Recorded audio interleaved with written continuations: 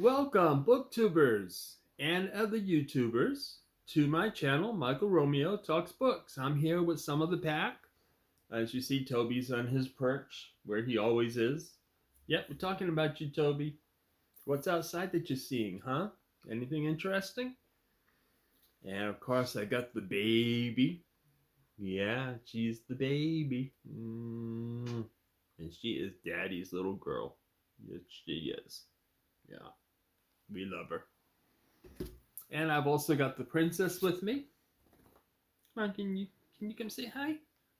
Say, oh, you gonna say hi to me? Oh, thank you. Yeah, that's a sweet kiss. Mwah.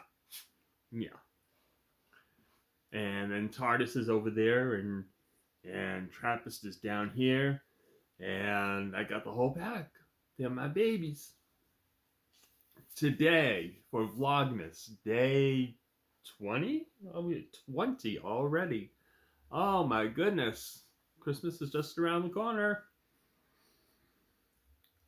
We've got the second epistle from Joseph to the Corinthians.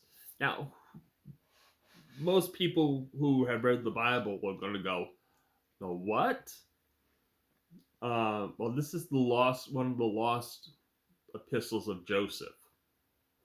It's an apocryphal book, for certain. And it goes like this. Dear Corinthians, I acknowledge safe receipt of your epistle in response to my epistle, commonly known for reasons that escape me as the first epistle to the Corinthians, concerning the recent sojourn with my wife Mary in Bethlehem, or, as your brochure puts it, the city of David. For a travel company of repute, both Mary and I find your explanations of the accommodation arrangements far from satisfactory. If we have to make the journey again, which I hope we do not in the light of what occurred once we were there, it will most certainly not be with Corinthians 18 to 30 holidays. I offer the following response to your explanations. 1. I have looked again at your brochure. I do not agree that the description of the inn includes the outhouses. The words travelers with cattle can expect the use of the stables surely refers to the cattle, not the guest. You may say that there are many worse off than ourselves. Unfortunately, they all seem to have booked with your company. 2. You will have to take it from me that Mary giving birth to the Son of God was totally unexpected, and I can assure you that had I known he was on the way, I would have given you the opportunity of bringing in your PR people. 3.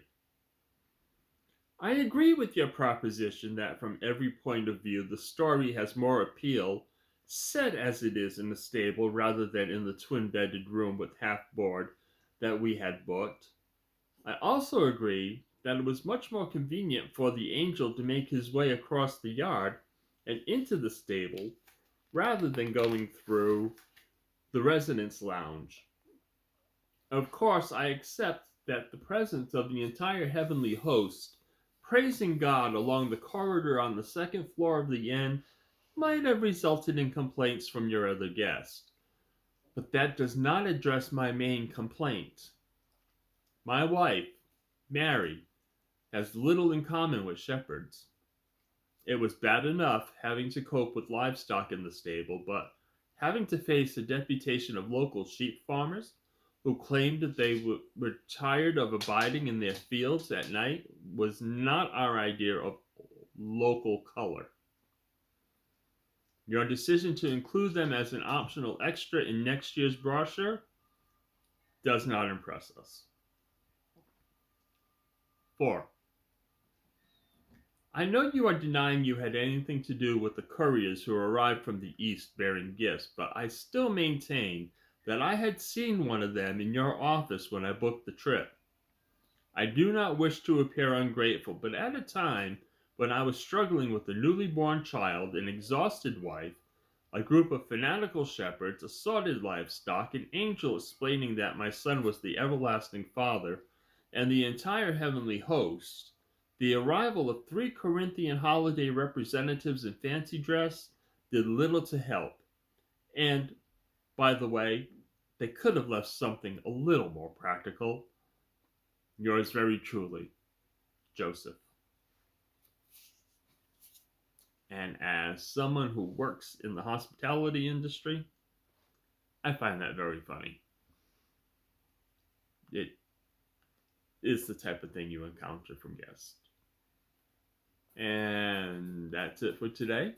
It's another short one for today. We're getting close. Tomorrow we'll be doing chapter 7 of 7 Stories of Christmas Love. So if you've been watching all of them, after you watch chapter 7, you can actually say you've read the book. Well, you've listened to the book, you watched the book, however you want to put it, but you can check it off as a book consumed for the month if you're one who tracks your reading. And on that note,